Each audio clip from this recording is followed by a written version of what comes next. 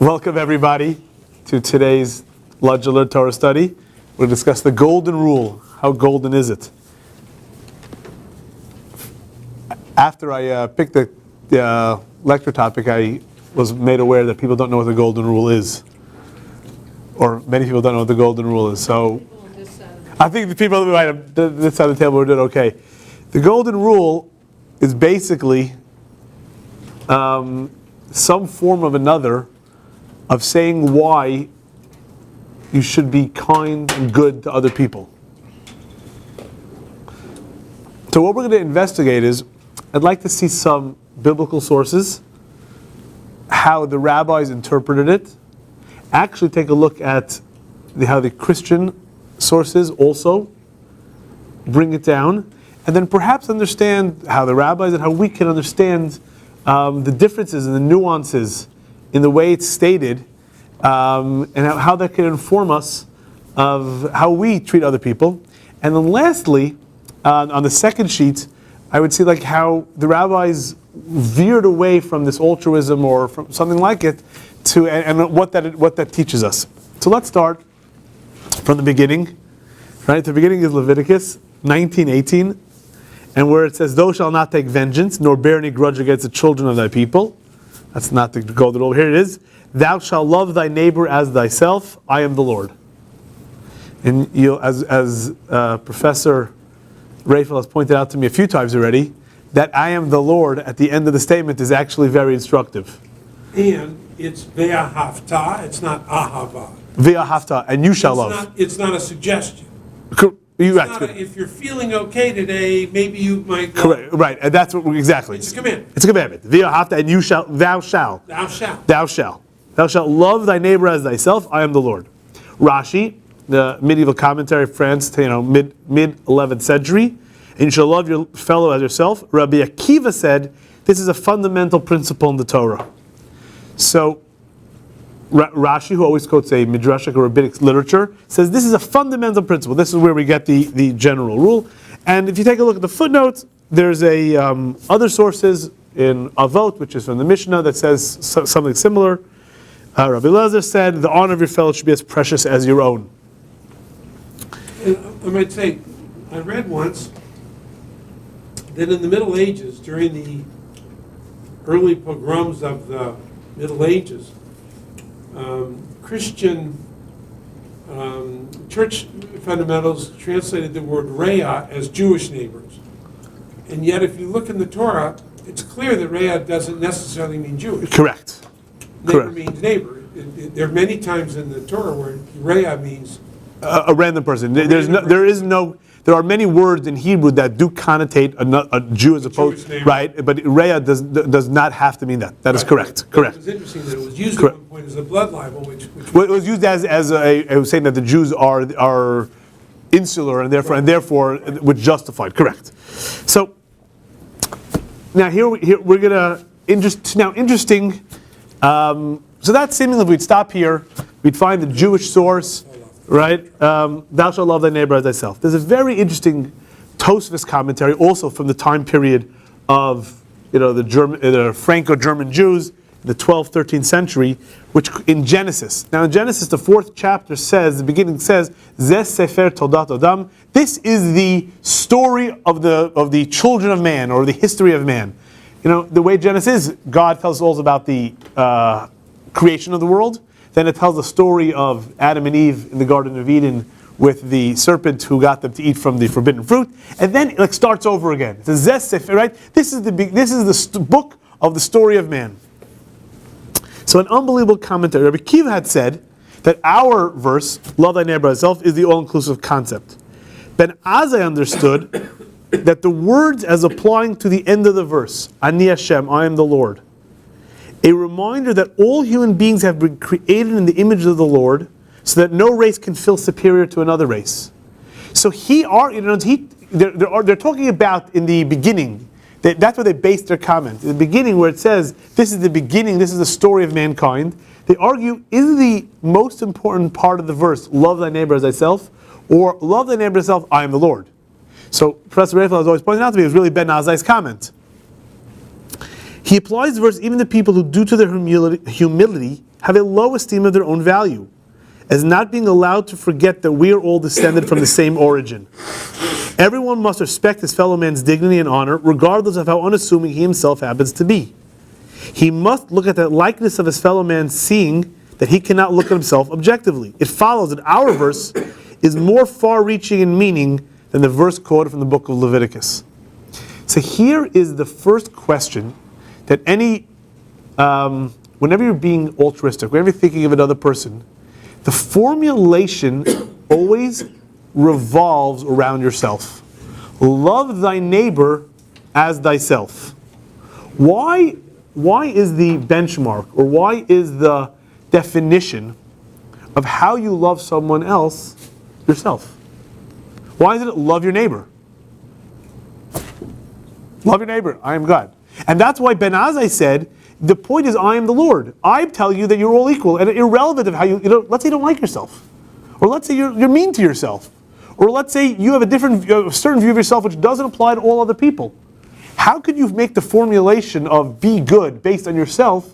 It should be, as Ben Azai points out here, based on, we're all children of the Lord, I am the Lord. I tell you, you're all, this is the story of mankind, you're all equal, and that's why you should treat others. Why does it revolve around yourself? That's, to me, is the beginning of the question. That's what was bothering me.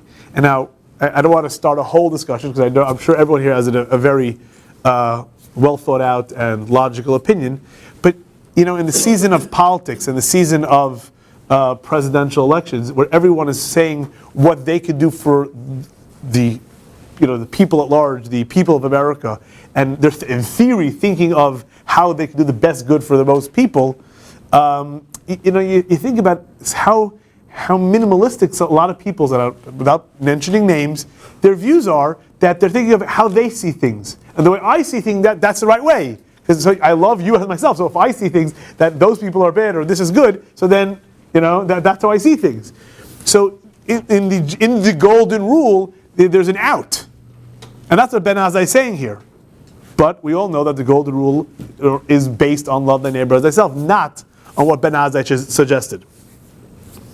So now, we have another interesting comment. So in the Torah, in the Bible, you have it as a positive way of saying it. Love thy neighbor as thyself. In the Talmud, you have the negative form of it. Another time, a non-Jew came to Shammai and said, I will convert if you can teach me the entire Torah while I stand on one foot. Not so easy.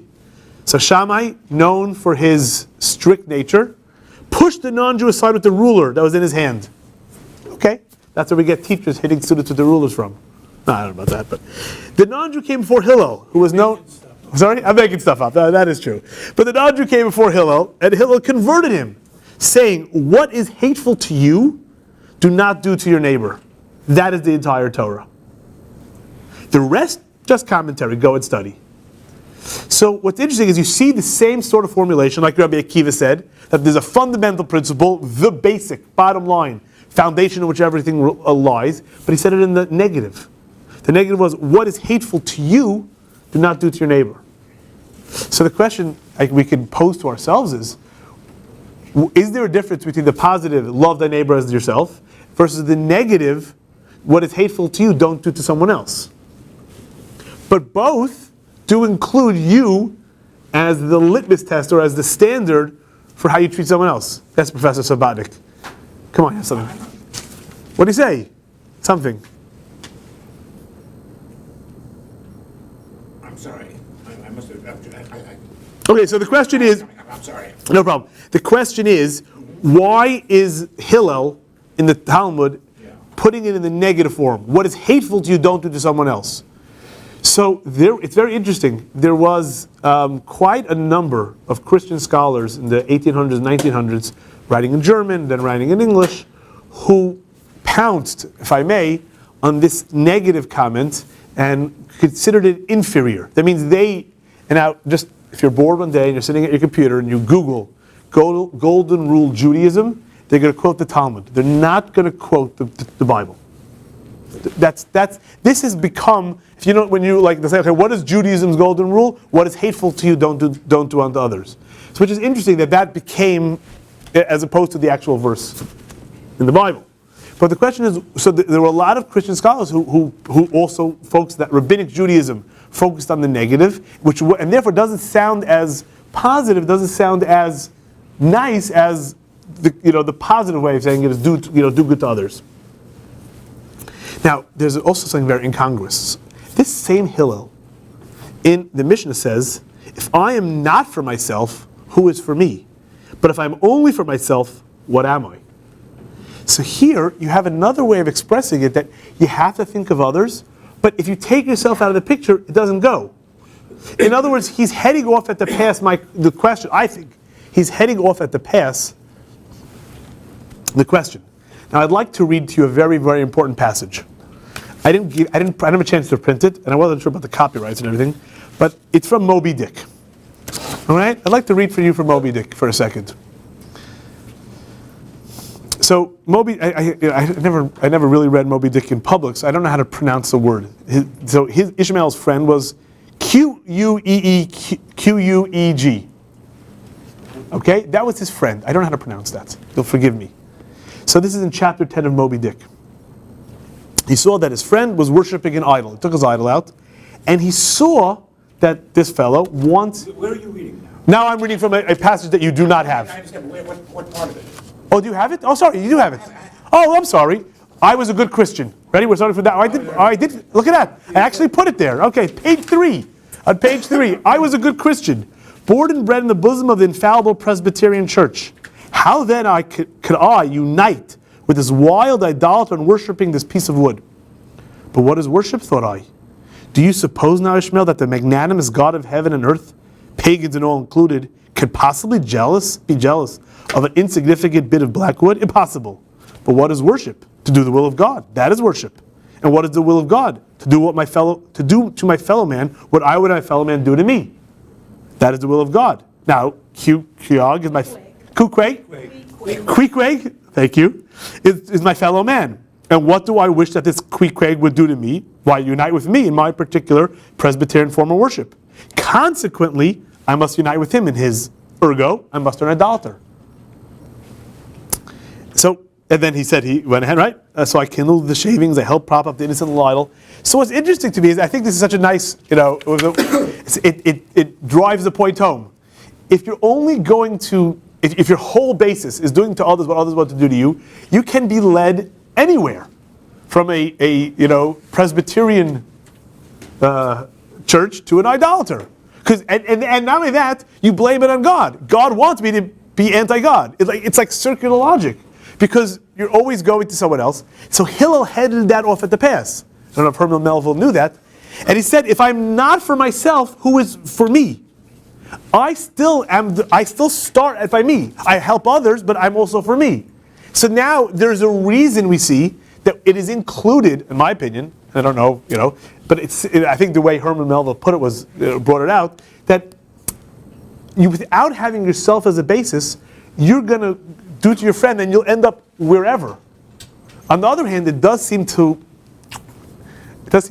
lessen the golden rule by putting yourself as the picture. And Hillel, who said it, was also one who said, if I'm not for myself, who is for me? That means I have to think of myself. On the other hand, he's the one who said, always think of your friend. Whatever is hateful to you, don't do to others. So, don't do unto others, pardon me. Okay, so now I'd like to look at, so I'm sort of setting the picture, how to understand it. And we'll get to it, I want to get, a little more. Nachmanides, you know what? If we could skip to the page 2, I put it at the end because I didn't have a chance to type it up, and I cut and pasted it from open source. The Avot Rav Nosson. So we're in chapter 12, the one that looks like it's snipped.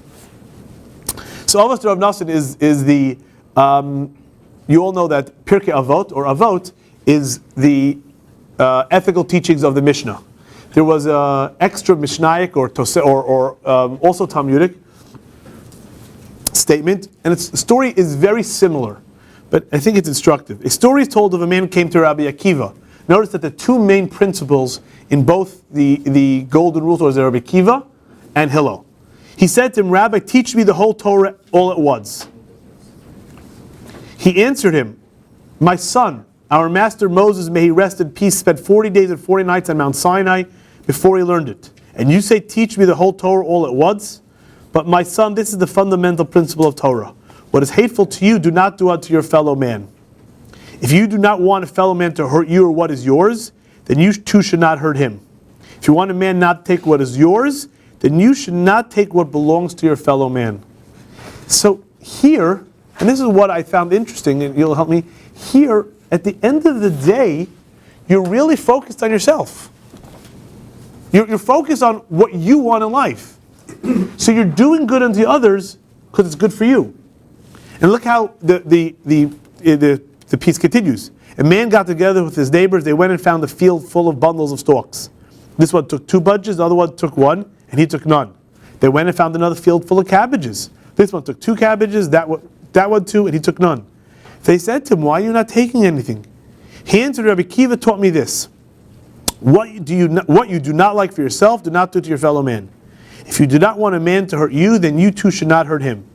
If you do not want a man to take what is yours, then you should not take what belongs to him. So here, and this is where people, jumped on the rule and said, wait a second, you're only thinking about yourself. You're thinking of what you want. So just like you're not doing to others because it's good for you. So in a way, the focus is yourself. He didn't steal because he didn't want anyone stealing from him. So I would say you can make the case that lessens altruism. It lessens being good. You're only thinking of yourself. You're not thinking of other people. Correct? There's a Talmudic word for a non-believer. It's called apikoros. And it's very clear where the root of that is. Epicurus. And we all know Epicurus' famous statement, eat, drink, and be merry, for tomorrow we die. But Epicurus said a lot more than that. He said, be nice to everyone, because if you want to enjoy this world, which is the philosophy, if you get angry, you can't enjoy this world. So be nice because it's good for you.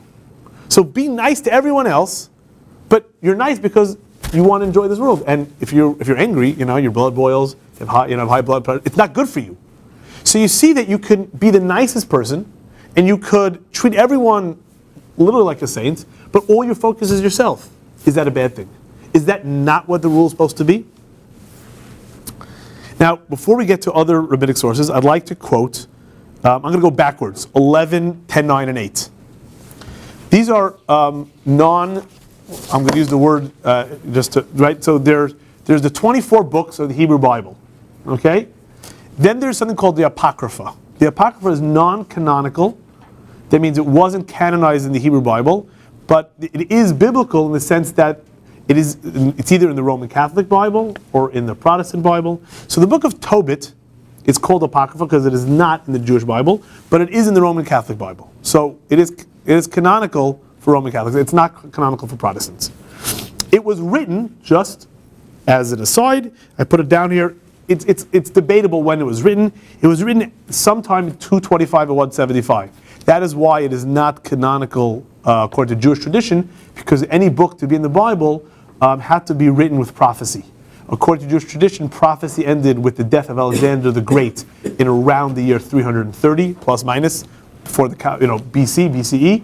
So this book, having been written after, could not have been written with prophecy, ergo, not canonical.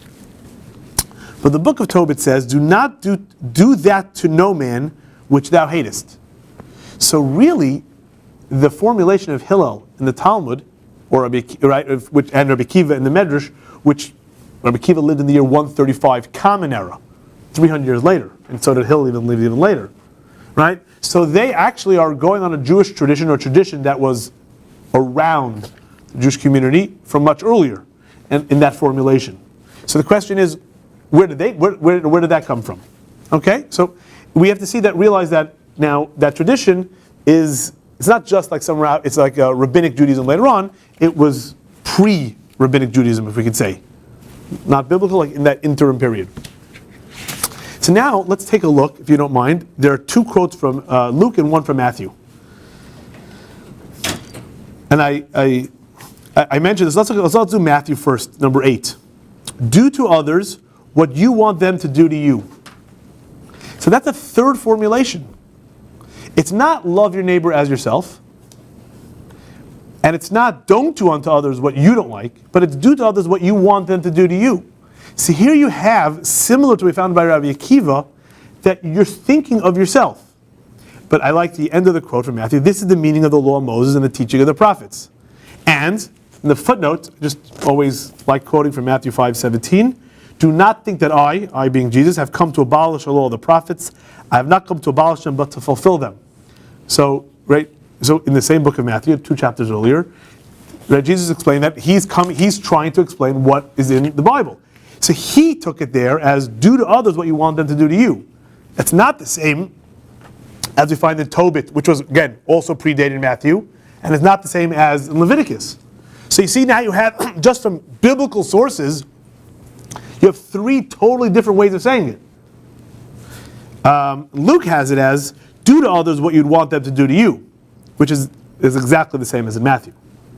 And in the story of the Good Samaritan, in Luke 10, which I didn't bring the whole story here, but this is the beginning of the story. An expert in the law, and the way it's told the story is that the expert in the law is probably someone who, I'm not a New Testament scholar, but it's someone who was anti-Jesus, or probably from the rabbis or someone. And he says, what do you do to inherit eternal life? He says, what is written in the law? He says, how do you read it? He says, love the Lord your God with all your heart and all your soul, which we all know is a quote from Deuteronomy chapter 6, and love your neighbor as yourself. And Jesus says, you've answered correctly, do this and you will live. So here you have, and in the New Testament, you have the juxtaposition of not just love your neighbor, but also include God in that. So, and no, we haven't sort of had that until now in the other sources, except Leviticus. If I could say that Luke got it right, in Leviticus it says, love your neighbor yourself, I am the Lord. It's not love your neighbor yourself because it's a good thing, or because you're treating others, but because I am the Lord.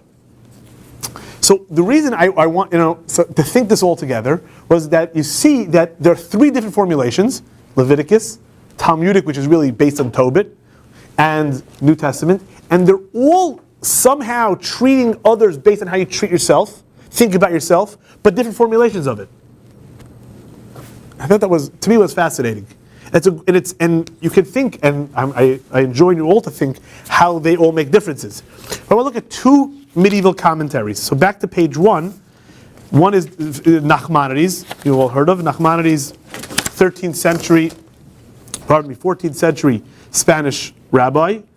The phrase "love your neighbor as yourself" cannot be meant literally, since man cannot be expected to love his neighbor as himself. Moreover, Rabbi Akiva, remember that man who has ruled that your life comes first. As there's we're not going to it, but we've spoken about it in the past. There's a famous Talmudic passage above in Metzia where there's an ethical question. 2 guys in the desert, one guy has some water, one guy doesn't. They can either share the water or both probably die, or one guy keep the water but watch his friend die. Rabbi Akiva is of the opinion you keep the water to let your friend die, even though you wouldn't want him to do that to you. So you see Rabbi Akiva, that's Nachmanides' point. Rabbi Akiva, the person, the rabbi who said the most fundamental rule is love your neighbor as yourself, said, yeah, but if you got 1 bottle of water, keep it for yourself and let him die. So you see Rabbi Akiva himself understood that you are an important part, your life does have some meaning and precedence, which is like Rabbi Hillel said, I'm just putting that together, that Hillel said, who also was like, the most important thing is don't do unto others, but if you're not for yourself, who is for me? So how did Nachmanides understand it? The Torah here enjoined that we should wish upon our neighbor the same benefits that we wish upon ourselves. Indeed, sometimes a person may wish upon his neighbor certain benefits, only wealth, not wisdom, and the like. But even if he wishes his cherished fellow well in everything, wealth, honor, learning, wisdom, he will not do so unstintingly. He will still insist on a larger share of the benefits. I want everyone in the class to get an A. I still want to be valedictorian. I want everyone to do well, but I still want to do well. Okay? Which is understandable. It is this shortcoming that the Torah condemned. Rather, a man should wish his fellow well in everything, just as he does in his own case, and he should place no limitation on his love. Therefore, in the case of Jonathan and David, the book of Samuel, it says that Jonathan loved him as his own soul, since he had removed all jealousy from his heart, To the point when his father, King Saul, said to Jonathan, by befriending David, you are giving up your own kingdom. I mean, you're basically sacrificing your own ability to be king by letting David be king. And Jonathan did that. So he was the paradigm of what we call true love, or loving your neighbor as yourself. That what he wished for himself, he wished totally for somebody else. So you see that in the way the Nachmanides took it was, I for sure am important, and I for sure care about myself. But I view you, whatever I want for myself, I want for you. It's the yardstick for how to understand what others, what you should want for others. Interestingly, actually one more source, the Akedat Yitzchak. The Akedat Yitzchak was I have his bio on the bottom, 15th century Spanish rabbi, who was exiled from Spain in 1492 and eventually made his way to Italy, or Naples, because of whatever. We read in Leviticus, love your fellow man like yourself. This teaches that all love is measured against the yardstick of self-love. Time is measured in terms of the revolution of the earth around its axis. A complete revolution equals a day. All other measurements of time are fractions of a day. Similarly, love for one's fellow man is measured by how nearly it equals the love of one feels for himself. Perfect love which does not require an object or a person to requite it, is the love which exists between Jonathan and David, the same source. So, we all wake up in the morning, look. So what Akedat Yitzchak is, I'll just translate it. We wake up in the morning, we look in the mirror. Right? We really don't start criticizing. Whenever stares back at you in the mirror, you don't say, well, you should have done a lot better in X, Y, and Z. That's not your first thought. Why is that not your first thought? Because it's you. Your first thought is never to criticize yourself. When you think of someone else, I don't think you always think that way. So it's a yardstick. He says, love your neighbor as yourself. That doesn't mean equality. It doesn't mean the circular logic which will get to you to idolatry. It means defining how one looks. The same way you look at yourself in that same manner, treat the other person the same way. So you see here two different Nachmanides and Akedat Yitzchak, a little bit veering from the what you might say do unto others what you want done to you. The measure of how you treat others should be equal to how you treat yourself, not forgetting who you are. So you see that it's a little the medieval rabbis took it a little bit differently. Okay, that's the basic sources. Now I want to show you a few sources on the second sheet, if you bear with me for a few more minutes, to show you that altruism was like pure altruism was never really in rabbinic Judaism. You don't find that as like such a goal. So here we're talking about charity or equality. So, which is, by the way, now that we have a democratic socialist running for president, right? It's a real question. So I'd like to just skip ahead, at least to source 4 and 5. Right? Bernie Sanders was not the first guy to come up with equality. King David said to the Holy One, source 4, equalize your world. Why must there be such a huge economic disparity between the rich and the poor? Right? It's a good question. God replied, if I make all men economically equal, who will practice kindness and charity? So here you've seen a very interesting discussion. King David did say, something? It's not fair. It's not fair. It's just not fair. And God said, what do you think, I don't know that? He says, but there's a reason. I want people to be kind and give charity. The purpose is for yourself. Because I want you to be kind and to give charity. So if you take a look, Sefer HaChinuch was also an anonymous Spanish rabbi of the 14th century. I'm skipping to the end. Oh, let me tell you. The reason behind the commandment to lend to the poor is that God wanted his creatures to be habituated and accustomed to the attributes of compassion and kindness. Because it is a praiseworthy character trait. And by inculcating good character traits, they'll be worthy of receiving good from God. For good and blessing can only be bestowed on good and not on its opposite. Were it not for this purpose, God would give all the poor all they need without our getting involved. But it is out of his kindness to us that he let us be his messengers for our benefit. Now, right, as you all know from the song from Fiddler on the Roof, right, would it spoil some vast eternal plan if I was a rich man, if I were a wealthy man? So like every poor person goes, oh great, so you want the rich people to good people, so you made me poor. Okay, that's a good question.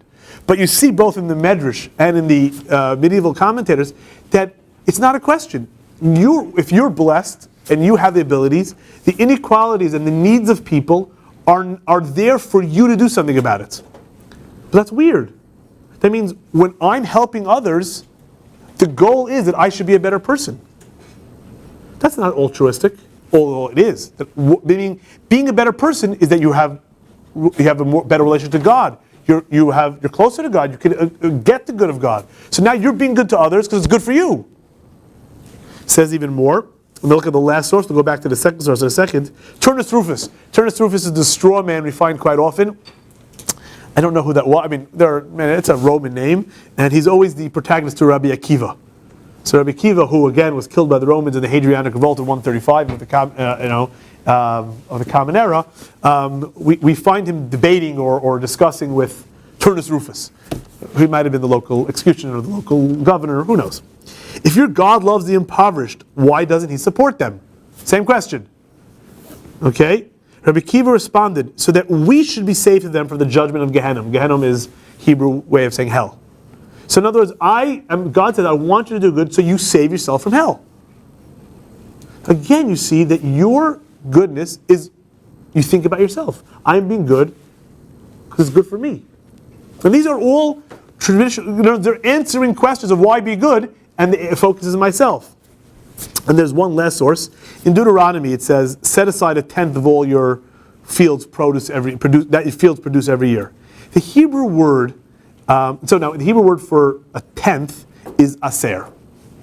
Okay? That's, now, in Hebrew, the letter that's pronounced as the s is also the same letter that pronounces a sh. So, aser, if you change the middle consonant to sh, the sh sound, it's asher. That means rich. So the word for 10th, is related to the word for be rich. And in Hebrew, when you want to emphasize something, especially biblical Hebrew, you repeat the word. So in English you say, be very good, right? Or, make sure you really give a 10th. In Hebrew, you repeat the word. So you'd say, you should, instead of when the Deuteronomy says you shall verily listen, it's that you should listen. Or when it says that you should give tithes, it says 10/10. Aser to aser. Really give 10. So it says it 10. It doesn't mean 10 times 10. It means it repeats the word. That's how in biblical Hebrew, when you want to emphasize something, you repeat the word. So, taking the fact that in Deuteronomy it says be sure to set aside. It doesn't say be sure. It says give tenths twice. It says the word twice. And because the word 10 in Hebrew can be switched around with moving the dot from the right to the left of the letter, so it could be rich instead of 10. So the rabbis interpreted in Shabbos' second source, the wealthy. Where do they merit to be wealthy? He replied to them because they tithe. They give 10. As it is written, aser to aser. Literally means 10/10 or give tenths, but it can be read as asher. Give, or aser, give tenths to asher, that you will become wealthy. So because of that quirk or design of the Hebrew language, built into the statement of giving charity is you'll become wealthy. So here this is even more. The other sources are give charity because it's good for you. Here give charity because it's really good for you. You'll become wealthy. Now imagine you give 10% because you want to be wealthy. Are you a good person? You an ultra? I'm just asking, right? Maybe you're doing it just to get a tax break. Right, Professor Sabatnik? Until Bertie comes along and takes away all those loopholes. It doesn't make you whole, I'm sorry. It doesn't make you whole. No. But it's helpful. You're still out of pocket. No, it's not. Well, it's helpful. It minimizes the pain. Right. Or reduces the pain. Right. Listen, you all hear the advertisements on the radio at the end of the year. Get it in your end of year contributions. Is that altruistic? So today was just like an overview. I don't have any conclusions because I don't think this is something that it's a question which has a conclusion. But it's an interesting thought that we all want to be good people. We want to help others, and it's somehow in all sources you're always part of the equation. And the question is how much you're allowed to think of yourself. Why are you thinking of yourself when you're helping others? But it seemingly, what you notice is that it's never in a vacuum to always help others. That's because you're just giving to others. You're in the equation. You're thinking about yourself, what you don't like, what you do want. Will it be good for you? And I think that was, it takes it gives a step back, and it's realistic that when that's always thinking of others implies and demands thinking of yourself and what's good for you, how to do good to others, and keeping yourself as you are. Hope you enjoyed. Have a wonderful day.